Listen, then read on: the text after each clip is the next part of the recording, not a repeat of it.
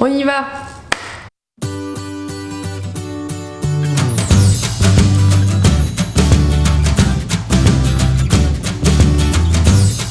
Hello hello mes petits chats, on se retrouve aujourd'hui pour cette toute première vidéo sur ma chaîne. Donc qui sera exclusivement une chaîne, je pense comme vous avez dû le voir dans la description etc, Booktube. Et je bloque déjà, c'est déjà bien. Ça va être long hein. Oh ça va être long. Ça va être très long. Asseyez-vous confortablement, prenez un chocolat chaud ou un thé, quelque chose. Mais bon... Oh là là. Non, il faut pas que j'arrête à chaque fois, c'est pas bien. On coupe pas et on recommence pas, sinon tu vas mettre 10 ans pour cette vidéo. Oh. Alors, on se retrouve aujourd'hui pour... pourquoi déjà?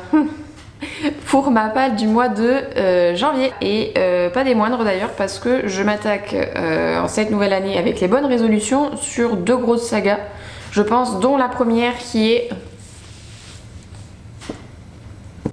Oui. Oui, je n'ai jamais lu les Harry Potter. Oui, je sais, c'est pas bien. C'est pas bien du tout. Ça fait des années et des années qu'on me bassine avec Harry Potter.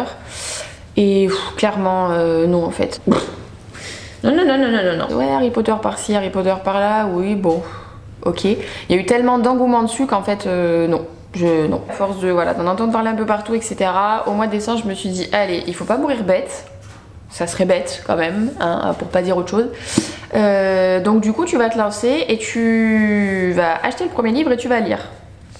Donc très bien, donc j'ai acheté ça du coup au mois de décembre et en fait je l'ai pas lu. J'ai d'abord regardé le premier film et ensuite, après le premier film, je me suis dit, bah vu que c'est pas mal, tu vas enchaîner avec le deuxième. C'est tout à fait logique. Donc j'ai fait le 1, le 2, le 3 et le 4 et je me suis dit, oula, on va s'arrêter là. Fais les choses dans l'ordre, hein, vu que je préfère d'abord lire les livres et ensuite regarder les films. Donc je me suis dit, allez, tu vas commencer par celui-ci et tu vas lire d'abord tous les livres et ensuite tu finiras les films. Donc je me suis attaquée à Harry Potter, donc le premier tome, à l'école des sorciers de Rowling et publié aux éditions Gallimard. L'objet livre en lui-même il est magnifique, j'adore et tout, enfin comment on appelle ça? Putain, des pauses cerveau là, il faut que je retrouve mes mots.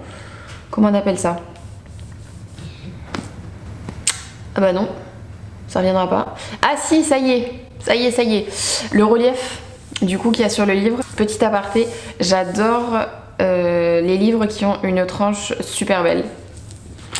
Voilà, parce que j'adore les voir dans la bibliothèque alignée. Du coup, je suis sur mon canapé. Aujourd'hui, je fais cette toute première vidéo sur le canapé parce que j'ai la bibliothèque qui est en travaux. Du coup, on n'a pas fini de monter les bibliothèques, donc ça sera fait, je pense, courant du mois de janvier, courant du mois de février, quelque chose comme ça. Et puis ensuite, je vous filmerai les prochaines vidéos dans la bibliothèque, ce qui sera mieux, hein, plus adapté. Voilà, on va continuer, c'est mieux. Je rappelle quand même l'histoire, même si je pense éventuellement que tout le monde la connaît. Non, en fait, si. Bref, passons. Il s'agit du coup d'un jeune garçon de 10 ans qui va apprendre qu'il est sorcier et du coup il va devoir aller étudier à Poudlard à l'école des sorciers, d'où le titre. Voilà. Donc je vous en dirai ce que j'en ai pensé. Je pense que je ferai une vidéo aussi à la fin du mois pour du coup vous dire ce que j'ai pensé de mes lectures, ça pourrait être bien. Voilà pour ce premier tome. Du coup, donc vous voyez, je suis déjà quand même à la page 223, donc j'ai quand même lu bien la moitié du livre et pour l'instant j'accroche bien, franchement il est vachement sympa, j'aime bien. Suivant, deuxième saga du coup, et là aussi on va me dire oh là là, mais t'es à la ramasse toi. Ouais je sais, 26 ans et je suis toujours à la ramasse. Ouh, voilà. La saga The Mortal Instrument par Cassandra Clare, publiée chez les éditions Pocket Jeunesse.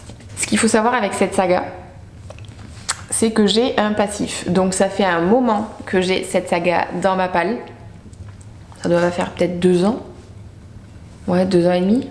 Honte à moi. Et vu que j'étais en études, je me suis toujours dit non, tu peux pas partir là-dedans maintenant en fait. C'est pas possible. Il faut que tu finisses tes études et ensuite, quand tu auras fini tes études, tu commences à lire ce livre. Tu commences à lire cette saga. Donc c'est ce que j'ai fait. J'ai fini en octobre et j'ai commencé cette saga en novembre. Voilà. Donc j'ai arrêté, mais je vais la reprendre, je vais tout recommencer parce que j'ai aussi regardé à peu près 2-3 fois la saga Shadowhunter sur Netflix et je l'ai adoré, je l'ai littéralement adoré. Par contre, j'ai vu de très grosses différences entre le livre et la série. Ce qui fait que du coup, je pense que j'ai pas continué. Alors, j'étais pas dans le mood et tout, c'était pas du tout ça, donc j'ai arrêté. Mais il y a quand même pas mal de différences. Du coup, le livre est beaucoup plus long, il n'y a pas autant de détails que dans la série, alors que normalement ça devrait être l'inverse. Enfin, normalement, il y a toujours plus de détails dans les livres et beaucoup moins de détails dans la série ou dans le film. Et du coup, je vais me le refaire du coup pour le mois de janvier. J'espère le finir quand même assez rapidement, du coup pouvoir enchaîner les autres. Donc je trouve qu'il y a quand même pas mal de similitudes avec Harry Potter. Alors attention, hein, je mets un gros warning, voilà, pour éviter que les personnes qui adorent Harry Potter me disent oui, non mais c'est pas du tout pareil. Oui, je sais, c'est pas du tout pareil. Mais quand même, en globalité, c'est une jeune fille, donc c'est Clary qui découvre que... Comment ils appellent ça? Je me rappelle plus. Le monde obscur, donc c'est le monde... Putain. Ouh! Donc elle va découvrir qu'elle est issue d'un monde... Oh putain, on va pas y arriver. On rembobine... Non. Elle va découvrir qu'elle est issue d'un monde qui n'est pas tout à fait naturel. Voilà, donc avec des loups-garous, avec des vampires, avec des chasseurs de avec des sorciers, des chasseurs d'ombre, donc les Shadowhunters. Bref, ça m'a vraiment fait penser à Harry Potter. Lui qui découvre qu'il fait partie du monde des sorciers, bon, c'est pas du tout le même genre et pas du tout le même style, mais c'est à peu près pareil. On verra bien pour celui-ci. Suivant. Je vais lire le Apocalypse Blue de Chloé Jo Bertrand, publié chez les éditions Big Bang. Donc ce livre, c'est un livre post-apocalyptique, voilà, parlons pas trop vite, que j'ai découvert grâce à Piketty Bookin quand je regardais du coup ses vidéos entre deux révisions. Je l'ai trouvé vachement bien. Donc après, je vais pas vous spoiler, je me suis pas spoilé déjà moi-même, j'ai lu le résumé vraiment en biais. À partir du moment où c'est un post A et qu'il a été quand même pas mal apprécié, voilà. Et puis il est pas très long, il est écrit quand même voilà, relativement gros, donc ça va être vite lu. Je vous en dirai ce que j'en ai pensé parce que je crois qu'il y a le tome 2 et le tome 3 qui sont déjà sortis. Donc je pense que si ça me plaît, j'achèterai le 2 et le 3 et puis je les lirai. Ah, c'était plus rapide celui-là quand même, hein. On est allé plus vite, hein. Ensuite, plus rien à voir du coup avec les romans, c'est quelque chose de complètement différent, mais quand je suis tombée dessus du coup où j'achète mes livres habituellement, je me suis dit ça pourrait être pas mal, c'est rigolo, ça m'a fait rire. Donc il s'agit de Ma vie est mieux que la vôtre de Alison Weller, alors, je pense que c'est comme ça que ça se dit, publié chez HarperCollins. C'est un... je sais pas comment dire ça. Je sais pas, je vais vous montrer. Donc j'en suis déjà bien, je l'ai quand même bien entamé. C'est des choses... voilà, elle raconte sa vie en fait et c'est vachement coloré, c'est vachement fun, c'est vachement peps et tout. Et ça m'a fait rire parce que elle est rigolote quand même. Donc je la connaissais pas, mais c'est vraiment assez sympa. Ça me fait rire, ça détend, c'est rigolo. Voilà, donc je vais lire et je vous dirai du coup ce que j'en ai pensé. Il est vraiment pas mal. Voilà. Ensuite, suivant pour ce 5e livre. Je me suis peut-être un peu emballée là, hein, éventuellement.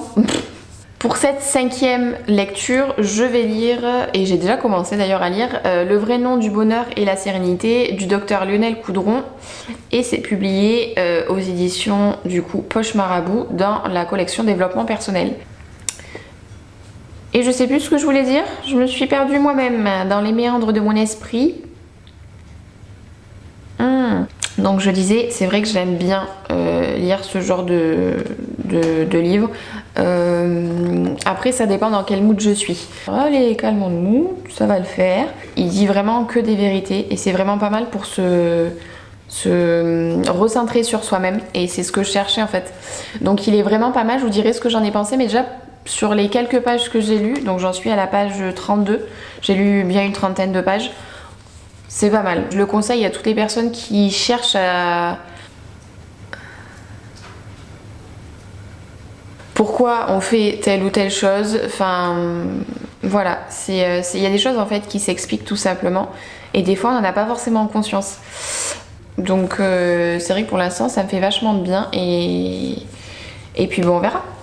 C'était le moment Et je vais finir cette vidéo sur 2 BD du coup. Parce que oui, je lis pas que des romans, je lis vraiment de tout. Ça va dépendre du mood en fait dans lequel je suis pour ce mois-ci. Et là j'avais envie d'un peu de douceur. Alors de douceur, ça dépend parce que celui-ci, déjà rien quand tu vois la couverture, je dis elle a vu où elle, où elle l'a vu où, elle, la douceur. J'ai pas regardé trop de quoi il s'agissait. Il était à 5 € en format découverte. Alors je me suis dit, bah, pourquoi pas, on va l'essayer. Ça fait plusieurs fois que je le ziote quand même. Et je me dis, bah, pourquoi pas, à 5 €, on peut quand même essayer de découvrir des nouvelles choses. C'est comme ça que j'ai découvert pas mal de séries de BD. Que j'ai adoré d'ailleurs. Du coup, là, il s'agit de. Alors. De Clau, je pense. Le tome 1, L'éveil, publié chez Le Lombard. Et il a l'air pas mal. Il a l'air vraiment pas mal. Je pense que ça a trait aux personnages des signes astrologiques. Donc vous avez le rat, le bœuf, le tigre, le lapin, le dragon, le serpent, tout ça. Je pense que c'est pas mal. Peut-être quelque chose qui se transforme peut-être. Ou enfin voilà, j'aime bien ce genre de choses. Ça se lit quand même assez rapidement. Et puis l'histoire, généralement, elles sont pas mal elles sont pas mal bien ficelées. Voilà, donc je vous dirai ce que j'en ai pensé pour ce tome 1. Je sais pas si vous m'avez comprise, moi je me suis un peu perdue dans mes explications là. On va recommencer. On va couper toute cette grande partie. Et dès qu'il gratte. Je vais pas y arriver, faut que je me mouche. Oh! Et pour cette dernière BD, j'ai choisi Les Carnets de Cerise, donc publié chez les éditions Soleil dans la collection Métamorphose. Donc le tome 1, le zoo pétrifié. Et je trouve déjà l'objet livre magnifique. Je pense que c'est ça qui m'a attirée. C'est la couverture que je trouve juste sublime et les dessins. Donc par exemple, vous voyez, vous avez une double page là et je trouve que les dessins ils sont juste ouf en fait. Enfin voilà. Moi je regarde pas forcément l'histoire en elle-même, je regarde surtout les dessins. Si les dessins me plaisent. Et dans ces cas-là, je peux rentrer dans n'importe quelle histoire à partir du moment où les dessins en fait me plaisent et que j'accroche. Avec les BD, généralement, c'est ce que j'aime faire. Je lis pas forcément les résumés, je regarde en fait simplement si la BD me plaît, etc. Si le titre me parle. Et là, je pense que bon, on va suivre, j'imagine, on va suivre le quotidien d'une petite fille du coup qui dessine. Donc je vous dirai ce que j'en ai pensé. Je l'ai vu pas mal passer sur les réseaux et apparemment il a été vachement apprécié. Donc voilà, je vous dirai ce qu'il en est. Donc voilà, on a fini avec ma palle du mois de janvier, et pas des moindres, c'est dur quand même à filmer une première vidéo, hein. C'est compliqué un peu je trouve. Hein. Ouais, c'est pas tout à fait, ça vient pas comme ça, hein. Faut s'entraîner. Hein. Voilà, j'espère que ça vous aura plu et moi je vous dis à bientôt pour une prochaine vidéo. Bisous mes petits chats.